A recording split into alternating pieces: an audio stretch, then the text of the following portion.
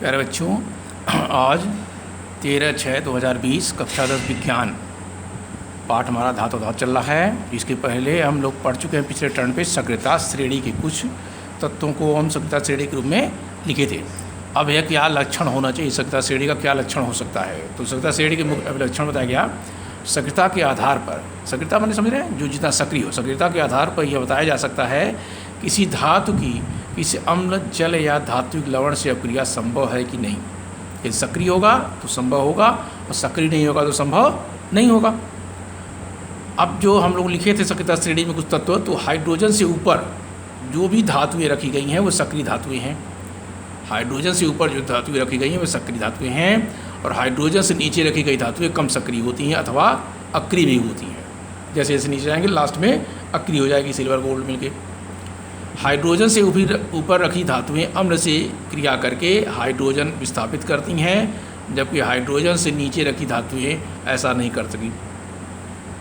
Hydrogen से ऊपर चूँकि सक्रिय धातुएं हैं तो अम्ल से अपक्रिया करेंगी तो हाइड्रोजन विस्थापित करेंगी, जबकि नीचे वाली कम सक्रिय हैं अथवा अक्रिय हैं तो ऐसा जरूरी नहीं है कि हाइड्रोजन विस्थापित करे। सक्रियता श्रेणी में कोई भी धातु अपने से नीचे रखी धातु को उसके जलीय विलयन से विस्थापित कर देता है। जलीय विलयन से विस्थापित करना मतलब होगा जब दोनों आपस में क्रिया करेंगे तो कम सक्रिय वाले को वहाँ से हटा देंगे। कम सक्रिय धातु अपने से अधिक सक्रिय धातु को उसके विलयन से विस्थापित नहीं कर सकता, अर्थात जो कमजोर है यानी सक्रिय नहीं है यानी अक्रिय है, वो अपने से अधिक सक्रिय धातु को उसके विलयन से विस्थापित नहीं कर सकता। सक्रियता श्रेणी में धातुओं की ऑक्सीजन, जल, तल अम्लों से क्रिया की दर ऊपर से नीचे घटती है। जैसे हम सक्रियता श्रेणी लिखे थे कल, तो ऊपर से नीचे से घट जाएंगे। हाइड्रोजन से नीचे रखे जो धातु हैं वो कम क्रियाशील होंगे और बिल्कुल नीचे बिल्कुल अक्रिय हो जाते हैं, तो वहाँ तो कोई अपक्रिया होगी नहीं। तो ये जो कुछ पॉइंट थे वो सक्रियता श्रेणी के अभिलक्षण बताया था। इसके बाद आता है टर्न धातु अधातु। हम लोग जो पढ़ चुके हैं, तो धातु तथा धातुओं के बीच अपक्रिया कैसे होगी, धातु तथा धातुओं के बीच अपक्रिया कैसे होगी।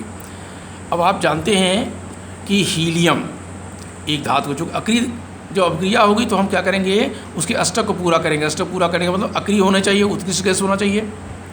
तो हीलियम एक धातु है जिसका बाह्यतम कोश 2 इलेक्ट्रॉन होता है, अर्थात उसके परमाणु क्रमांक 2 हैं, इलेक्ट्रॉन 2 हैं, तो बाह्यतम कक्ष में केवल 2 ही इलेक्ट्रॉन होंगे। इसके बाद के जो उत्कृष्ट गैसें हैं या अक्रिय गैसें हैं, उसके बाह्यतम कक्ष में या बाह्यतम कोश में 8 इलेक्ट्रॉन होते हैं, यानी कम होंगे तो वो उत्कृष्ट नहीं होगा। तो बाह्यतम कक्ष में 8 इलेक्ट्रॉन होंगे, फिर वो किसी से अपने कोश को साझा नहीं करेगा क्योंकि पूर्ण हो गया।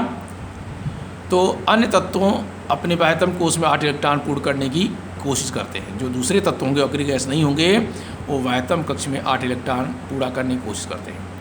अब देखेंगे धातुओं की प्रवृत्ति इलेक्ट्रॉन त्यागने की होती है, जबकि अधातुओं की प्रवृत्ति इलेक्ट्रॉन ग्रहण करने की होती है। धातु जो है इलेक्ट्रॉन त्यागते हैं और अधातु इलेक्ट्रॉन ग्रहण करेंगे। इस प्रकार जब धातु और अधातु एक दूसरे की अपक्रिया करते हैं तो दोनों इलेक्ट्रॉनों के स्थानांतरण के द्वारा अपने अष्टक पूरा करते हैं। अष्टक पूरा करने का मतलब आपको बताया गया अक्रिय गैस में हीलियम, नियान, आर्गन, क्रिप्टन, जेरान आदि करके जो गैसें हैं उनके सन्निकट या उनके करीब क्या करते हैं, वो अपना अष्टक बनाते हैं या पूरा करते हैं। जैसे देखिए उदाहरण के रूप में सोडियम है, सोडियम का परमाणु क्रमांक इलेक्ट्रॉन सब जानते हैं, जिसका परमाणु क्रमांक जितना होगा इलेक्ट्रॉन होगा 11 होता है। तो सोडियम का जो इलेक्ट्रॉनिक विन्यास है प्रथम कक्ष में 2 होगा, पढ़ चुका 2 यानी स्क्वायर सूत्र से। द्वितीय कक्ष में 8 होगा, तृतीय कक्ष में यानी बाह्यतम कक्ष में 1 इलेक्ट्रॉन होंगे। अब 1 इलेक्ट्रॉन है, सोडियम अष्टक पूरा करने के लिए या तो 7 इलेक्ट्रॉन ग्रहण करे अथवा 1 इलेक्ट्रॉन त्यागे। तो 7 इलेक्ट्रॉन ग्रहण करने की अपेक्षा 1 इलेक्ट्रॉन त्यागना आसान होता है। इस प्रकार सोडियम बाह्यतम कक्ष में 1 इलेक्ट्रॉन त्याग करके धनात्मक आवेश प्राप्त कर लेता है। अपने निकृष्ट है, जो निकटतम है अक्रिय गैस अर्थात नियान, उसका इलेक्ट्रॉनिक विन्यास प्राप्त कर लेता है। इस प्रकार यह धनात्मक सोडियम आयन अथवा सोडियम आयन कहलाता है। अब इसमें एक उदाहरण देखें क्लोरीन का भी। अब सोडियम का जब आयन बनाना होगा तो सोडियम एक धनात्मक आवेश यानी 1 इलेक्ट्रॉन त्यागा तो सोडियम आयन बना दिया, तो बाह्यतम कक्ष में इसके 8 इलेक्ट्रॉन होंगे। सोडियम का इलेक्ट्रॉनिक विन्यास आपको मान लो 281, तो जब आयन बनाएगा तो बाह्यतम कक्ष में 8 इलेक्ट्रॉन होंगे, मैंने 10 इलेक्ट्रॉन चूँकि त्याग चुका है तो होता लिखने कैसा है, Na पे 1 धन आया, यानी 1 धनात्मक आवेश कैसे आएगा जब ये इलेक्ट्रॉन त्यागें, देखिए प्लस 1 इलेक्ट्रॉन पे ऋणात्मक आवेश है तो Na पे प्लस लगा और इलेक्ट्रॉन 1 आया। इसी प्रकार क्लोरीन का परमाणु क्रमांक 17 होता है, इलेक्ट्रॉन भी 17 होगा। परमाणु क्रमांक का जब इलेक्ट्रॉनिक विन्यास करेंगे तो प्रथम कक्ष में 2, द्वितीय में 8, तृतीय में यानी बाह्यतम कक्ष में 7 होंगे, जो कि एक अधातु है। क्लोरीन के बाह्यतम कक्ष में 7 इलेक्ट्रॉन त्यागने की अपेक्षा 1 इलेक्ट्रॉन ग्रहण करना आसान होगा, लेकिन 7 इलेक्ट्रॉन त्यागेंगे तो उससे बढ़िया 1 इलेक्ट्रॉन ग्रहण कर लें। इस प्रकार अपने निकटतम अष्टक पूर्ण कर लेंगे। इस प्रकार क्लोरीन क्लोराइड आयन या रेडायन कहलाता है। क्लोराइड आयन कहलाएगा कब, जब 1 इलेक्ट्रॉन ग्रहण कर लेगा, तब क्लोराइड आयन या रेडायन कहलाएगा। तो क्लोरीन पर देखिए इलेक्ट्रॉन जब ग्रहण किया है तो बाह्यतम कक्ष में चूँकि यहाँ दिखाया हमने 2, 8, 7 है, इलेक्ट्रॉन ग्रहण कर लेगा तो इलेक्ट्रॉन बढ़ गया 2, 8, 8। इस पर किसका इलेक्ट्रॉनिक विन्यास प्राप्त कर लेगा अपने निकटतम, तो नियान के बाद आता है आर्गन, उसका परमाणु क्रमांक होता है 18। इस प्रकार अपने निकटस्थ आर्गन का परमाणु क्रमांक इलेक्ट्रॉनिक विन्यास प्राप्त कर लेगा। तो क्लोरीन का देखिए जब रेडायन बना तो इसमें एक ऋण चार्ज आ गया और उसका जो होगा 288 ये रेडायन हो गया। सोडियम तथा क्लोरीन परस्पर क्रिया करके सोडियम इलेक्ट्रॉन त्याग कर, जब सोडियम क्लोरीन दोनों जो परस्पर क्रिया करेंगे तो सोडियम इलेक्ट्रॉन त्याग कर तथा क्लोरीन इलेक्ट्रॉन ग्रहण के आयनिक बंध बनाते हैं। या देखिए सोडियम पे बाह्यतम कक्ष में 1 इलेक्ट्रॉन यहाँ दर्शाया है और क्लोरीन के बाह्यतम कक्ष में 7 इलेक्ट्रॉन, 2, 2, 4, 2, 6, 1 इलेक्ट्रॉन ये सोडियम से यहाँ क्या हुआ ट्रांसफ़र हो गया क्लोरीन के पास, तो ये सोडियम आयन बन गया 1 धन और क्लोराइड आयन बन गया 1 ऋण। इस प्रकार ये सोडियम क्लोराइड का इलेक्ट्रॉनिक विन्यास प्राप्त कर लिया है। इस प्रकार यह स्पष्ट है कि आयनिक यौगिक पृथक अणु के रूप में न होकर वास्तव में विपरीत आवेशित कणों का समूह होता है। जो आयनिक यौगिक है पृथक अणु के रूप में न होकर वास्तव में विपरीत आवेशित कणों का समूह होता है। इसके बाद आता है हमारा आर्टिकल आयनिक यौगिक या विद्युत संयोजक यौगिक क्या है। धातु से अधातु में इलेक्ट्रॉन के स्थानांतरण से बने यौगिक को आयनिक यौगिक या विद्युत संयोजक यौगिक कहते हैं या कहलाता है।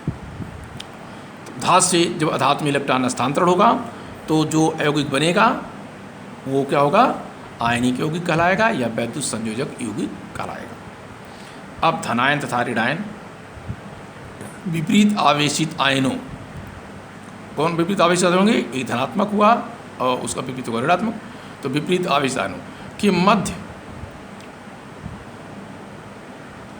लगने वाले वैद्युत आकर्षण बल या इसे स्थिर विद्युत बल भी कहते हैं को आयनिक बंध कहते हैं। इनके बीच जो आकर्षण बल लगेगा उसे आयनिक बंध कहेंगे। जिन यौगिकों धातु तथा अधातु में यह बंध पाए जाते हैं उन्हें आयनिक यौगिक कहते हैं। जिन यौगिकों में यह स्थिर विद्युत बल या विद्युत आकर्षण बल पाया जाएगा उन्हें आयनिक यौगिक कहते हैं। उदाहरण के रूप में देखिए कैल्शियम क्लोराइड या मैग्नीशियम क्लोराइड, कैल्शियम क्लोराइड या मैग्नीशियम क्लोराइड। तो कैल्शियम क्लोराइड का उदाहरण देखिए, कैल्शियम इसका परमाणु क्रमांक होता है 20, इसका जो इलेक्ट्रॉनिक विन्यास होगा 2, 8, 8, 2, यानी प्रथम कक्ष में 2, द्वितीय में 8, तृतीय में भी 8 और बाह्यतम कक्ष में 2 इलेक्ट्रॉन होंगे। क्लोरीन है जो कैल्शियम क्लोराइड होता है, क्लोरीन इसका परमाणु क्रमांक 17 है, प्रथम कक्ष में 2, द्वितीय में 8 और बाह्यतम कक्ष में 7। अब यहाँ ध्यान रखना है वो कैल्शियम के चूँकि बाह्यतम कोष में 2 इलेक्ट्रॉन हैं, आप ये या तो 6 इलेक्ट्रॉन ग्रहण करें तो 6 इलेक्ट्रॉन ग्रहण करना कठिन है, तो इसे क्या है ये 2 इलेक्ट्रॉन त्याग देता है। और यहाँ क्लोरीन के बाह्यतम कक्ष में 7 इलेक्ट्रॉन है, ये 7 इलेक्ट्रॉन त्याग नहीं सकता, इसे क्या कहता है 1 इलेक्ट्रॉन ग्रहण कर लेता। अब ज़रा ध्यान रखिए कैल्शियम 2 इलेक्ट्रॉन त्यागेगा जब तो इसका इलेक्ट्रॉनिक विन्यास बन के आएगा 2, 8, 8, 8, 2, 16, 2, 18। इसका मतलब आर्गन के करीब पा गया। 2 इलेक्ट्रॉन त्याग कर कैल्शियम आयन बन जाता है। कैल्शियम से कैल्शियम आयन या कैल्शियम धनायन बना सकते हैं। क्लोरीन जब 1 इलेक्ट्रॉन ग्रहण करेगा तो क्लोराइड आयन बना लेगा, इलेक्ट्रॉन ग्रहण कर क्लोराइड आयन बना। देखिए 17 था, इलेक्ट्रॉन ग्रहण किया तो 2, 8, 8 बाह्यतम कक्ष में भी हो गया। इस पर आप चूँकि कैल्शियम के बाह्यतम कक्ष में 2 इलेक्ट्रॉन है तो 1 इलेक्ट्रॉन यहाँ, 1 इलेक्ट्रॉन यहाँ बाह्यतम कक्ष दिखाएगा। क्लोरीन के बाह्यतम कक्ष में 7 इलेक्ट्रॉन हैं। इस प्रकार कैल्शियम 1 इलेक्ट्रॉन इस क्लोरीन को दिया इधर के और 1 इलेक्ट्रॉन, चूँकि 1 क्लोरीन को दोनों दे नहीं सकता क्योंकि उसका स्टेप पूरा हो जाएगा, एक फालतू हो जाएगा। तो इससे 2 क्लोरीन से क्रिया करेंगे कैल्शियम, एक क्लोरीन इधर हो गया, एक दिखाया गया आपको इधर साइड में।